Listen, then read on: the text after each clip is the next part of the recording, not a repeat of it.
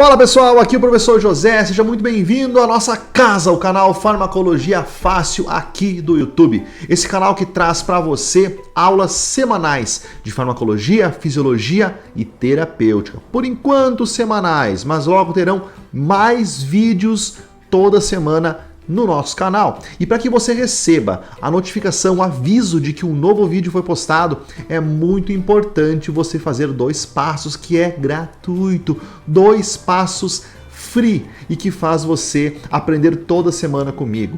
Primeiro, inscrever-se no nosso canal, caso você não é inscrito ainda, que eu duvido que você não queira ser nosso seguidor, nosso aluno semanal aqui do canal, e clicar também nas notificações, para que sempre quando eu postar um vídeo novo, você seja avisado. Bom, toda semana é um tema diferente, né? Semana passada nós falamos, nas 2 últimas semanas, nós falamos do sistema gastroentérico, falamos de constipação, falamos da acidez, né? Controle da acidez, os antiácidos, por exemplo, os inibidores da bomba de prótons e tudo mais. E isso você pode encontrar buscando no card aqui do nosso canal, essas aulas que foram postadas nas últimas semanas. Mas hoje nós vamos começar um tema diferente. Nós vamos falar de insulina, a origem dela, de onde ela veio, quem descobriu, como que ela se apresenta hoje no mercado, né? Como que ela é utilizada e os diferentes tipos. Então, se você tem dúvidas sobre esse tema, já é inscrito, já ativou as notificações, fica no vídeo até o final.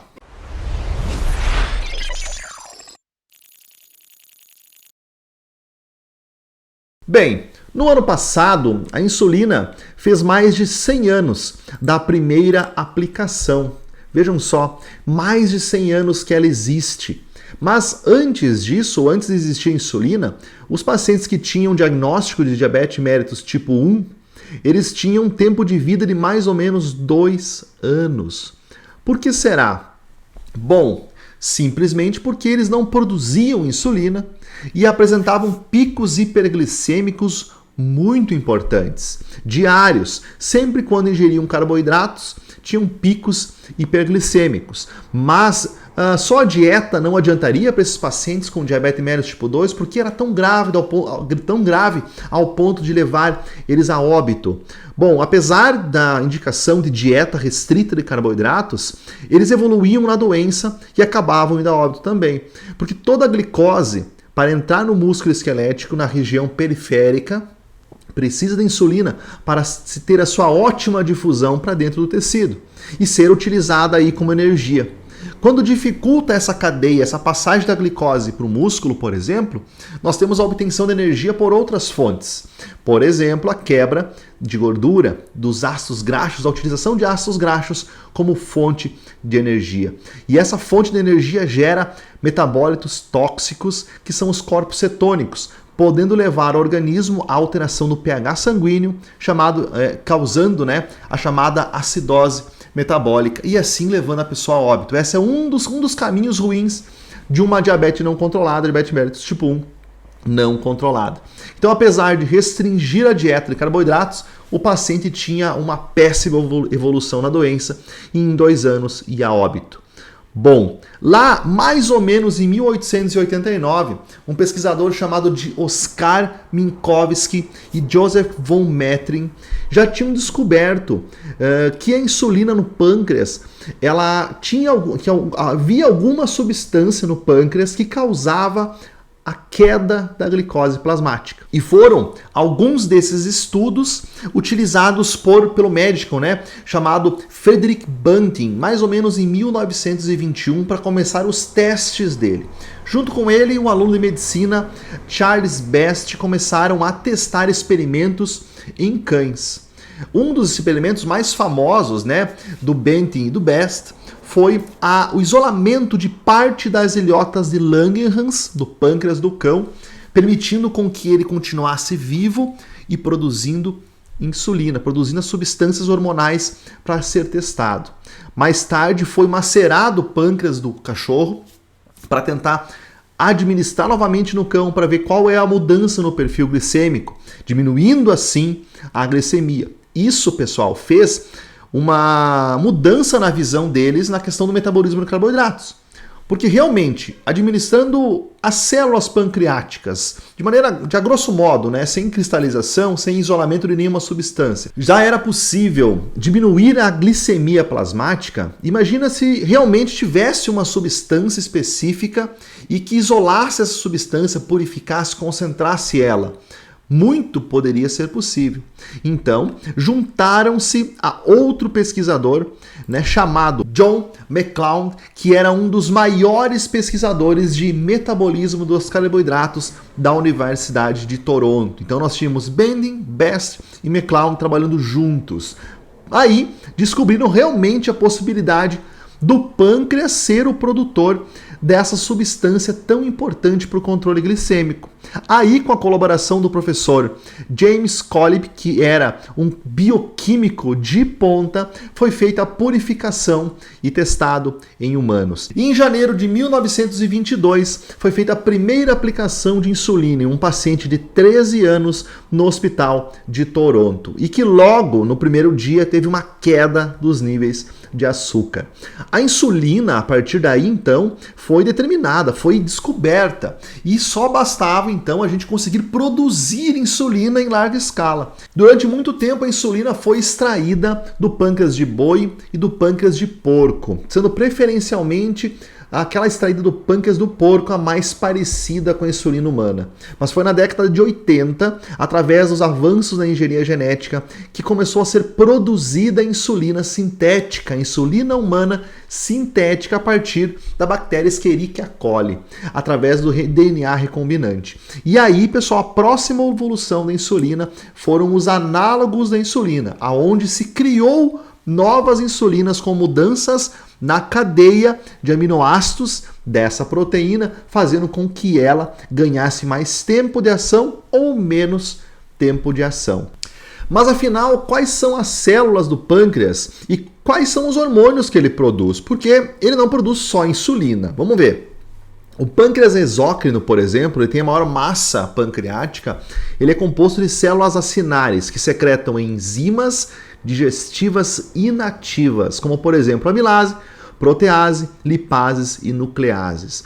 Elas vão ser direcionadas até o duodeno pelo ducto pancreático, mais alguns fluidos ricos em bicarbonato. Então, esse bicarbonato ele vai alcalinizar também nessa região do duodeno e lá vão auxiliar no processo de digestão.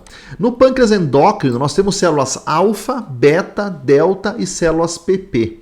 Olha só, as células alfa correspondem a de 15 a 20% das células das ilhotas, né, presentes no pâncreas endócrino, se localizam mais na periferia, juntamente com as células PP. Elas sintetizam então e secretam glucagon, glicentina, GRPP, que é o peptídeo pancreático relacionado à glicentina, a GLP-1 e a GLP-2. Olha só a GLP-1 tão famosa, né? Dos análogos de GLP-1, que também é produzido pelo pâncreas endócrino. Mas a principal produção da GLP-1 é pelas células do nosso trato gastrointestinal. Bom, e as células beta? As beta, então, são as mais numerosas, correspondem a 70% a 80% das células das ilhotas do pâncreas e localizam-se no centro das ilhotas, na medula das ilhotas. Elas são responsáveis pela síntese e secreção principalmente de insulina e do peptídeo C, que é uma parte anterior da própria insulina. Em menor escala, produzem amilina, também conhecido como IAPP, peptídeo amiloide das ilhotas, que é um antagonista insulínico, dentre outros peptídeos. As ilhotas, as células, né, delta, representam de 5 a 10% de todas as células e produzem somatostatina, um eficiente supressor da secreção de insulina, glucagon e hormônio do crescimento. Olha o poder dessa somatostatina. Ela tem o potencial de parar o metabolismo de nutrientes. Esse é o objetivo da somatostatina. E a célula PP constitui mais ou menos 1% das células, sintetizam peptídeo pancreático. Temos ainda a célula G, que representa mais 1% das células que produzem gastrina, e células epsilon, que são menos numerosas, respondendo mais ou menos a 0,5 a 1%, responsável pela produção de grelina. Muito bem, vamos agora entender quais são os tipos de insulina que são produzidas, né? Que são sintéticas hoje em dia e que vão assemelhar-se àquela insulina nossa, endócrina, produzida pela célula beta. Bom, quando que começa o uso da insulina? Aqui nesse gráfico da diretriz brasileira de tratamento de diabetes, nós vemos que a insulina ela não começa no início do tratamento de um paciente diabético. Bem pelo contrário, é da etapa 3 a 4, aonde a etapa 2, aonde tem combinações politerápicas para tentar buscar os níveis glicêmicos do paciente, não está dando certo. Aí tem que se evoluir para um quadro mais direto na concentração da insulina. Então, nessa etapa, por exemplo, nós temos ali a função da célula pancreática no início da doença da diabetes mellitus tipo 2. Aqui nós já temos que ter uma divisão. Olha só, a diabetes mellitus tipo 1, ela é tratada quase que exclusivamente por suplementação com insulina. As aplicações de insulina para manter os níveis glicêmicos. Na diabetes mellitus tipo 2, nós temos uma combinação de diminuição da produção de insulina e aumento da resistência à insulina na periferia. A princípio, o diabético tipo 1 não tem resistência insulínica, porque logo cedo ele não produziu insulina. Agora o diabético tipo 2, diabetes mellitus tipo 2, ele tem resistência, porque primeiro, paralelo à diminuição da produção de insulina, produziu-se a resistência periférica ao próprio hormônio. Então no início nós temos a resistência periférica e eu tenho células beta do pâncreas produtoras de insulina. E ela vai então diminuindo a produção. Essa diminuição faz com que o tratamento careça de efeito. E é preciso então combinar drogas e evoluir o tratamento principalmente via oral. Então os pacientes vão gradativamente tentando suprir a falta de insulina, aumentando a sensibilidade periférica à insulina produzida. Além disso, tem classes de hipoglicemiantes orais que aumentam a secreção de insulina. Um exemplo disso é a sulfonilureias, como a glibenclamida. Bom, numa terceira etapa, nós temos aí a combinação com a insulina noturna e alguns medicamentos.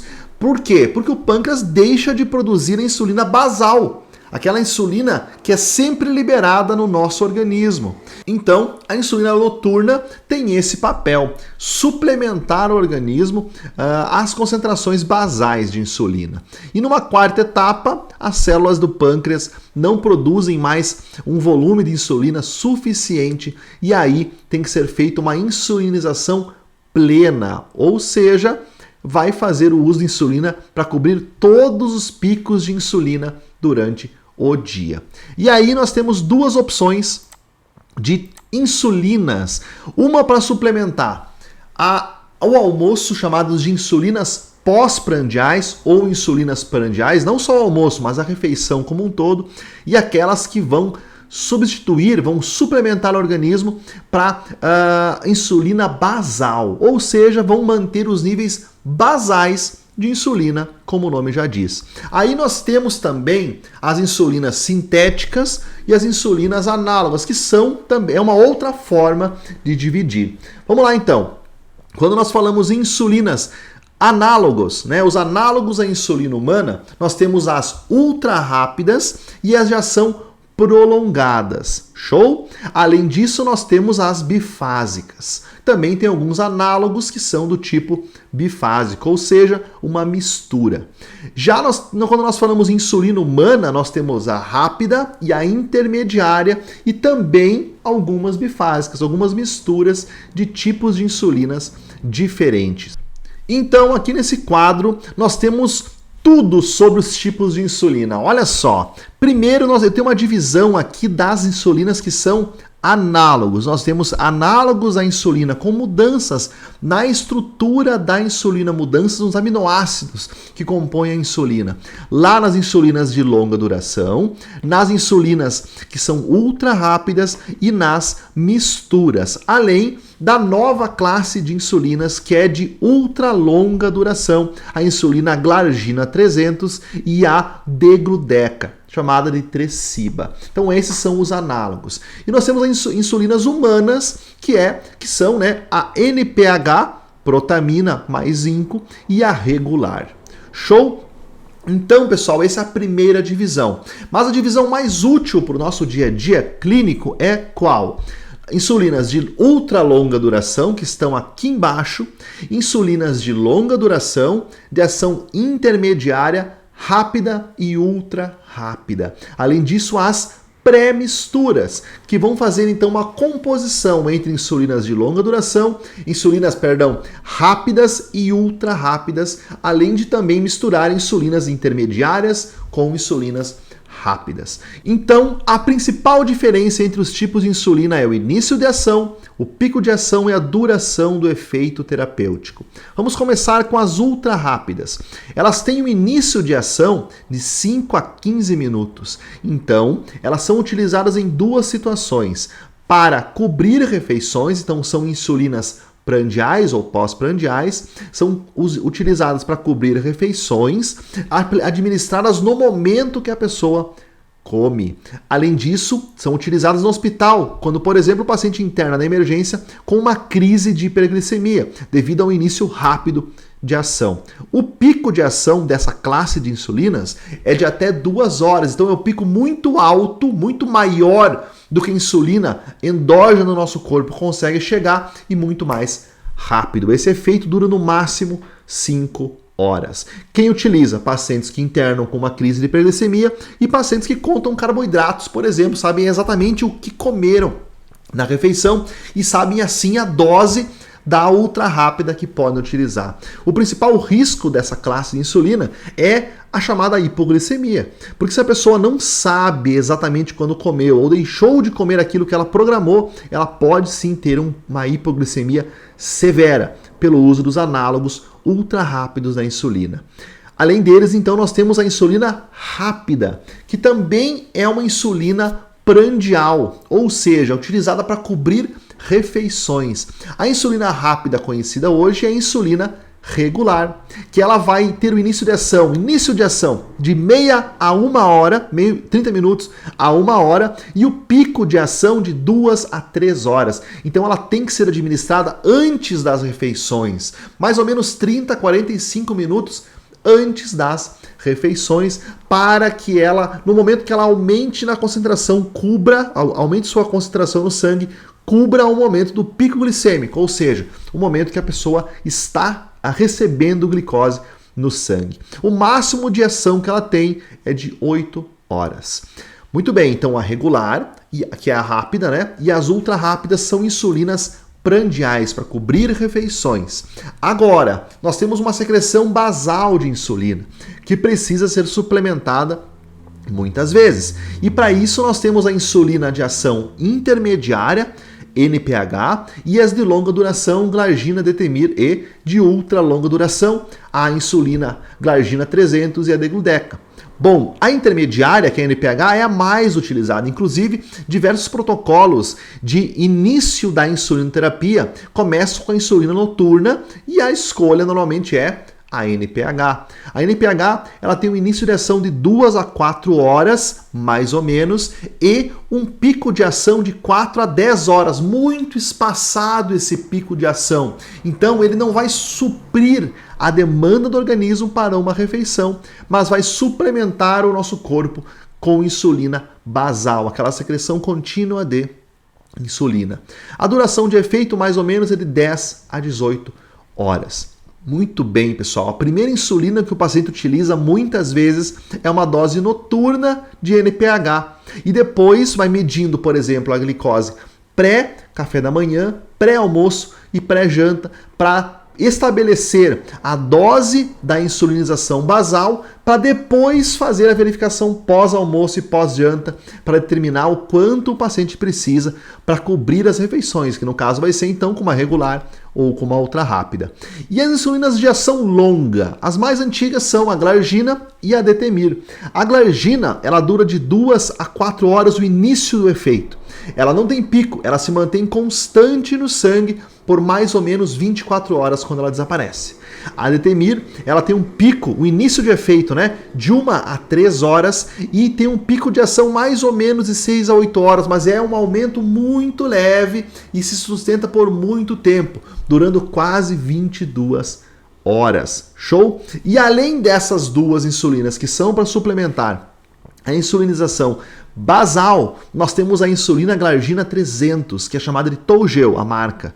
E ela tem uma duração de mais de 24 horas, chegando até 36 horas.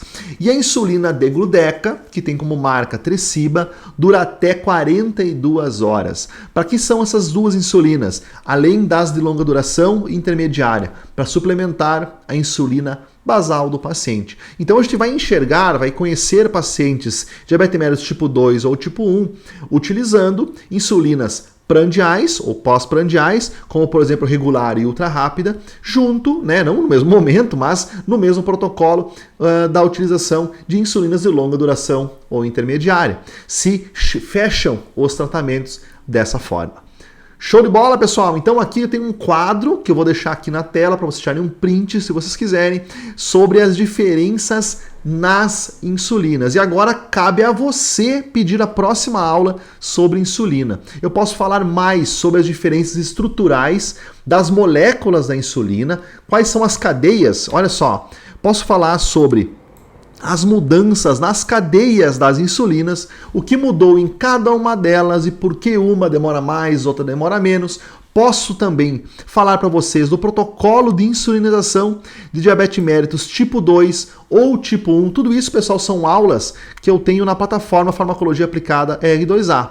Então, qual é o tempo de ação de cada insulina e como ela entra, em que momento que ela entra nos protocolos de insulinização do diabetes tipo 1 ou tipo 2, e também posso trazer o protocolo via oral para pacientes com diabetes. Quando começa a metformina, quando retira a glibenclamida, tudo isso. Cabe a você pedir para mim aqui nos comentários, compartilhar esse vídeo com os colegas na faculdade, no grupo da faculdade e saber que eu estou aqui para te ajudar na farmacologia, na fisiologia, na terapêutica, toda a semana. Ficamos combinados então? Agora que você viu mais ou menos a diferença dos tipos de insulina, você pode me sugerir uma próxima aula colocando o seu comentário aqui e pedindo, professor, fala disso, fala daquilo, que com certeza eu vou atender e vou trazer essa super aula de insulina, mais uma aula de insulina aqui no nosso canal. Um grande abraço para vocês e até a próxima aula. Tchau, tchau!